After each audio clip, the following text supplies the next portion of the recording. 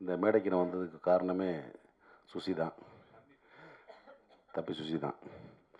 இல்லை தம்பின்னு நிறைய பேர் சொல்லி எல்லாத்தையும் தம்பின்னு கூப்பிட்றாங்க இப்போ. அப்புறம் வரேன் அப்புறம்.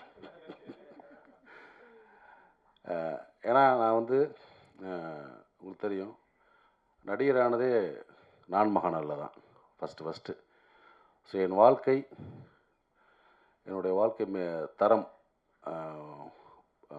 ஒரு நடிகனா, ஒரு புகழ்பெற்ற ஒரு நடிகனாக வர்றதுக்கும், அதன் மூலமாக பொருளாதாரம் உயர்ந்து என்னுடைய கஷ்டங்கள் அனைத்தையும் தீர்த்தது வந்து என்னுடைய அன்பு தம்பி சுசி தான். ஏன்னா அதுக்கு முன்னாடி தெரியும், சுசிக்கு தெரியும் நான் எவ்வளோ கஷ்டப்படுறேன் அப்படின்னு தெரியும். பொருளாதார ரீதியாகவும் சரி, அதே மாதிரி ஒர்க் விஷயமாக ரொம்ப ஸ்ட்ரகிளில் இருந்த காலகட்டம். டக்குன்னு ஒரே படத்தில் மாற்றி விட்டாங்க லைஃப்பை. நான் மகனில் தொடர்ந்து வாய்ப்பு கொடுத்து, அதாவது நான் மகனோட கை விட்டுறாமல் அழகசாமி குதிரை, ராஜபாட்டை தொடர்ந்து அண்ணனுக்கு அடுத்தடுத்து வாய்ப்பு கொடுக்கணும். ஏன்னா ஒரு நடிகனை வந்து ஒரு படத்தில் அறிமுகப்படுத்திட்டு அப்படி கை விட்டுட்டா அடுத்தடுத்து மற்றவங்க கூப்பிட்ற கஷ்டமாயிடும். ஸோ ஏன்னா அது வந்து நீங்கள் பாலச்சந்திரன் சார்ட்ட பார்க்கலாம். ஒரு நடிகர் அறிமுகப்படுத்தினா தொடர்ந்து வாய்ப்பு கொடுத்து மக்கள்கிட்ட வந்து அந்த ஃபேஸை அட்ஜஸ்ட் பண்ணிட்டே இருப்பார். ஸோ அந்த மாதிரி வந்து என்னையை வந்து தொடர்ந்து வாய்ப்புகள் கொடுத்து என்னை அட்ஜஸ்ட் பண்ணி என்னையை வந்து ஒரு நடிகனாக இன்றைக்கி நான் நல்லா இருக்கேன்னா அதுக்கு வந்து எனக்கு மனசார சொல்லுவேன். நானும் என் குடும்பமும் எப்பயுமே வந்து சுசிக்கு நன்றி கடனாக இருப்போம். எப்போ கூப்பிட்டாலும் நான் வந்து சுசி அப்படின்னு ஏதாவது ஒரு ஃபோன் பண்ணி ஏதாவது ஒரு சின்ன கேரக்டர் ஒரு சும்மா வந்துட்டு போனா கூட நான் போயிடுவேன். நான் அதுதான் முதல்ல எனக்கு ஃபஸ்ட் ப்ரிஃபரன்ஸ். ஏன்னா சுசியை வந்து நான் வந்து முதல் நாள் ஒரு அஸ்னேட்டராக வந்து ஜாயின் பண்ணதுலேருந்து நான் பார்த்துக்கிட்டு இருக்கேன். பேரன்பு மிக்க ஒரு அன்பு தம்பி, மிக திறமையான ஒரு இயக்குனர். அது சொல்லுவாங்கள்ல, சுத்தமாக தொழில் தெரியும்னு, அந்த மாதிரி சுத்தமாக தொழில் தெரியும். ஒரு டைரக்ஷன்னா நச்சுன்னு அப்படியே, அதாவது கன்ஃபியூஸ் இல்லாமல் இருப்பாப்புல ஸ்பாட்டில். நீங்கள் பதறவே வேண்டாம். அதனால இந்த படம் அவ்வளோ ஃபாஸ்ட்டாக முடிஞ்சிருக்க காரணமே அதுதான். அமுதேஷ் சொன்ன மாதிரி போனாங்க டக்கு முடிச்சு வந்துட்டாங்கன்றாங்களா, அது காரணம் வந்து தொழில் சுத்தமாக தெரியும். யாருக்கும் பயப்பட தேவையில்லை. நம்மளுக்கு தொழில் சுத்தமாக தெரிஞ்சு யாருக்கும் பயப்பட தேவையில்லை. கேமரா மாட்டிங்க வைப்பா தம்பி ஷாட்டு, லென்ஸ் அதை பிடிச்சி அந்தளவுக்கு இதாக சொல்ல வரல, அந்தளவுக்கு க்ளீனாக இருக்கலாம். அதே மாதிரி என்ன வேணும், ஆர்டிஸ்ட் என்ன வேணும், காஸ்டியூம் என்ன வேணும், காஸ்டியூம் டிசைன் என்ன கலர் வேணும், ஸோ எல்லாமே சுத்தமான ஒரு தொழில் தெரிஞ்ச வேலைக்காரன் தான் சுசீந்திரன். ஏன்னா இவ்வளோ நாட்கள் தொடர்ந்து வெள்ளை கபடிக்குள்ளேருந்து இவ்வளோ நாட்கள் பயணப்பட்டு வர்றதே ஒரு பெரிய விஷயம். மீண்டும் வந்து அதே மாதிரி இப்போ வந்து 2K கிட்ஸ் வச்சு எடுத்த மாதிரி இன்னும் வந்து பெரிய பெரிய கதாநாயகங்களை வச்சு அடுத்து திரும்பவும் ஒரு பெரிய கம்பேக்காக வந்துடுவாப்புல. அதுக்கான அத்தனை தகுதியும் திறமையும் வாய்ந்தவன் தான் என்னோடய அன்பு தம்பி சுசி. இந்த மேடை பார்த்திங்கன்னா ரொம்ப ஒரு அமைதியாக, ஒரு ப்ளசண்ட்டாக, எல்லாருமே ஒரு பாசிட்டிவாக, ஒரு அன்பாக பேசுகிறாங்கல்ல.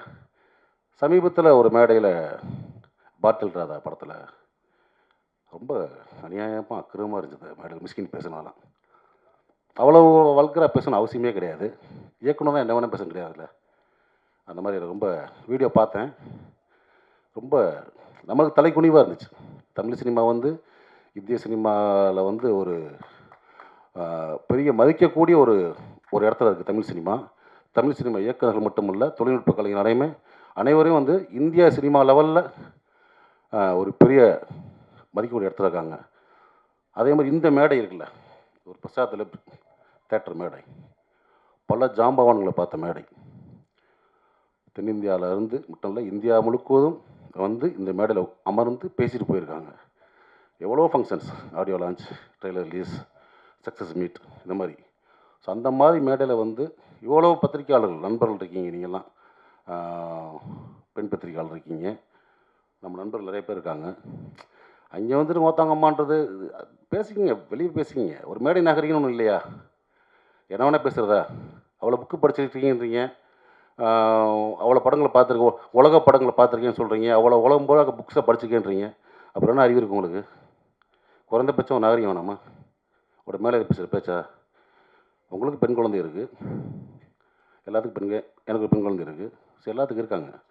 ஸோ மேடை நாகரிகம்ன்றது ரொம்ப முக்கியம். இந்த மேடை எவ்வளோ நாகரிகமாச்சு பார்த்தீங்களா? யாராவது தப்பான வார்த்தை அதெல்லாம் கிடையாது. தம்பின்னு கூப்பிட்றது வேறு. தம்பி நம்ம எல்லாத்தையும் கூப்பிட்றோம். வாடா தம்பி, உட்கார தம்பி, எந்திரா தம்பின்னு. அவன் நம்ம அண்ணன் நினைக்கணும். அது முக்கியம் ரொம்ப. அப்படி உங்களை யார் அண்ணன் நினச்சா எனக்கு தெரில. எல்லாத்தையும் சக்கட்டு மட்டிக்கு வாடான்றாரு, போடான்றாரு, உட்காருன்றாரு.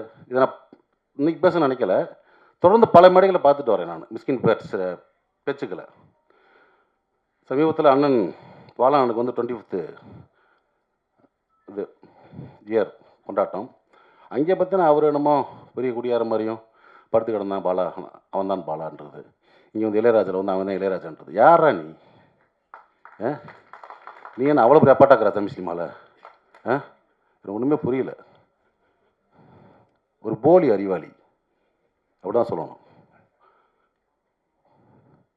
அதாவது அன்றைக்கி மேடையில் உட்காந்தவங்களாம் மிக திறமையான அற்புதமான நம்ம மண் சார்ந்த கதைகளை மட்டும் எடுத்து படம் பண்ணுற இயக்குநர்கள். அமீரன் ஆகட்டும், வெற்றிமாறன் சார் ஆகட்டும், ரஞ்சித் சார் ஆகட்டும். படங்களுக்கு வியாபாரிகிட்ட வந்து பர்கர் வியாபாரி உட்காரச்ச மாதிரி உலக சினிமாவிலேருந்து காப்பி அடித்து படம் பண்ணி ஜெயித்த ஒரு போலி அறிவாளி மிஸ்கின். எதுக்கு இந்த மாதிரி ரொம்ப அநாகரிகமாக ஒரு மேடையில் வந்து ஒரு ஆணுறுப்பெல்லாம் சொல்லி பேசி ரொம்ப மனசு கஷ்டமாக இருந்துச்சு. ஏன்னா தமிழ் சினிமா இயக்குநர்களை நான் வந்து பெரிதும் மதிக்கக்கூடிய ஒரு கலைஞன். நான் எப்பயுமே ஒரு ஷூட்டிங் ஸ்பாட்டுக்கு போனாலும் சரி, இயக்குனர் என்ன சொல்கிறதோ அதை நான் வந்து அப்படியே கேட்டு நடிப்பேன். ஒரு பிளாங்க் பேப்பர் மாதிரி போவேன், ஒரு களிமண் மாதிரி போவேன். என்னை எப்படி வேணால் வடிக்கலாம், எப்படி வேணால் எழுதலாம், எதையுமே நான் பண்ண மாட்டேன். என் கூட ஒர்க் பண்ண உங்களுக்கு தெரியும். அதே மாதிரி பொட்டேஷன் செடி மற்ற விஷயம் ரொம்ப அந்த டார்ச்சர்லாம் பண்ணக்கூடிய ஆர்ட்ஸ் கிடையாது. ஏன்னா நம்ம கீழேருந்து வந்திருக்கோம், ரொம்ப கஷ்டப்பட்டு ஒரு இடத்துக்கு வந்திருக்கோம். தமிழ் சினிமாவையும் தமிழ் சினிமா இயக்குநர்களையும் பெரிதும் மதிக்கக்கூடிய ஒருத்தன் நான். ஆனால் அந்த மேடை எனக்கு வந்து ரொம்ப அருவருப்பாக இருந்துச்சு. ஸோ மிஸ்கின் அவர்களே, நீங்கள் தம்பியாக இருக்கலாம், அண்ணனாக இருக்கலாம், இல்லை என் ஒத்த வயதாக இருக்கலாம். சினிமா சொல்லுவாங்கள்ல, உங்கள் அம்மா எங்கள் அம்மா இல்லை சினிமாடான்னு. சினிமா இது. நீங்கள் வந்து ஒன்றும் ஒரு ட்ரெண்ட் செட் ஃபிலிம் பண்ணியெல்லாம் நீங்கள் வந்து ஜெயிக்கலை. குத்தாட்ட பாடல்கள், ரொம்ப சாதாரண கதையில் எடுத்தால் ஜெயிச்சிருக்கீங்க. நீங்கள் சுசீந்திரன் மாதிரி ஒரு மண் சார்ந்த வெண்ணிலா கபடிகள் எடுத்தோ, அமீர் அண்ணன் மாதிரி ஒரு பருத்திவரன் எடுத்தோ, ரஞ்சித் சார் மாதிரி ஒரு மெட்ராஸ் படம் எடுத்தோ, பாலான மாதிரி சேது படம் எடுத்தோ, பாலா சித்தல் மாதிரி ஒரு காதல் படம் எடுத்தோ, ஒரு கிழங்கு மாதிரி தோண்டி எடுத்து நீங்கள் படம் பண்ணல. வெளிநாட்டு படங்களுடைய முகத்தில் அதோடைய ஷார்ட்ஸை காப்பி பண்ணி, சீன்ஸை காப்பி பண்ணி ஜெயிச்ச ஆள். ஸோ அவங்க வந்து ஒரு போலி புத்திசாலி. அதை நான் வச்சுக்கிட்டு இன்னும் பல மேடைகள் நீங்கள் பேசலாம், கொஞ்சம் நாகரிகமாக பேசுங்க. ஏன்னா நீங்கள் உட்காந்துருக்க மேடைகளில் பெரும் கலைஞர்கள் உட்காந்துருப்பாங்க. அன்றைக்கெல்லாம் மேடையில் சொல்கிறார், வெற்றிமாறனையும் ரஞ்சித் தேவ அமீர் இந்த மற்ற குடியார்கள் நீ பார்த்தீங்களா, ஊற்றியா கொடுத்தீங்க, கேவலமாக இல்லையா? அதெல்லாம் எத்தனையோ பேர் குடிக்காமல் இருந்துடலாம், குடிப்பழக்கம் இல்லாத இருக்கலாம். மேடையில் எப்படி 19 சொல்கிறீங்க? ஏற்கனவே சினிமாக்காரனே கிளுகிளுன்னு தான் இருக்குது. பார்க்குற பார்வையே வேறு மாதிரி இருக்குது. இந்த மாதிரி நம்மளே தாழ்த்தி நம்மளே வெளியே அசிங்கப்படுவான்னு நினைக்கிறேன். இது வந்து என்னுடைய மனக்குமுறல். ஏன்னா இப்போயும் சொல்கிறேன், தமிழ் சினிமா இயக்குநர்களில் பெரிதும் மதிக்கக்கூடிய வணங்கக்கூடிய ஒருத்தன் நான். ஸோ அந்த மாதிரி இப்போ இருக்க ஒரு இயக்குநர்கள் இந்த மாதிரி சும்மா போகிற போக்கில் மொத்தமாக அது இதுன்னு பேசுகிறது வந்து அனுமதிக்கக்கூடாதுன்னு நினைக்கிறேன். ஸோ அதை நான் வந்து இங்கே பதிவு பண்ண நினச்சேன். அதுக்கு வந்து என்னுடைய கண்டனங்களை கண்டிப்பாக தெரிவிச்சுக்கிறேன். ஓகே. அதே மாதிரி இந்த மேடையில் இன்னொரு எனக்கு ரொம்ப சந்தோஷமான விஷயம் என்ன பார்த்தீங்கன்னா, என்னுடைய நண்பன் பிரபாகரன் இது அந்த டா இல்லைடா, அன்போட டா பிரபுவும் நானும் வந்து ஒன்றா அசிஸ்டன்ட் கேமரா பண்ணோம். எனக்கு முன்னாடி சீனியர் ஆர்டிஸ்ட் அவன் தான்.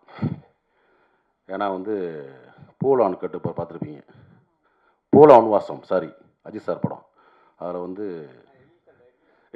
எலில் சார் டைரக்டரு, அதில் வந்து ஜோதியா கண்ணனாக அடிச்சிருப்பான். நான் அப்பயே சொன்னேன், டே ரூட்டை மாற்றி போயிரு, கரெக்டாக ரூட்டு போட்டு கிடச்சிருக்கு. நான் தமிழ் சினிமாவில் கேமராமேன் ஆகிட்டு தான் அவன் பண்ணான். ஆனால் வாழ்க்கை அவனையும் நடிகன் ஆகிடுச்சு. இந்த படத்தில் ஒரு முக்கியமான சென்ட்ரிஃபிகராக நடிச்சிருக்கிறது எனக்கு ரொம்ப சந்தோஷம். நிறைய பேர் தெரியாது, நான் வந்து கோபின்னு ஒருத்தர் ஊர்லேருந்து வந்திருக்கான், ஊர்லேருந்து அறந்தாங்கிலேருந்து. இவரும் போவேன். இப்போ பார்த்து படுத்து தூங்கிட்டே இருப்பான். டேய் என்னடா அவன் படுத்து தூங்கிட்டே இருக்கான், சரி விட்றான்மா. அவன் தான் தம்பி.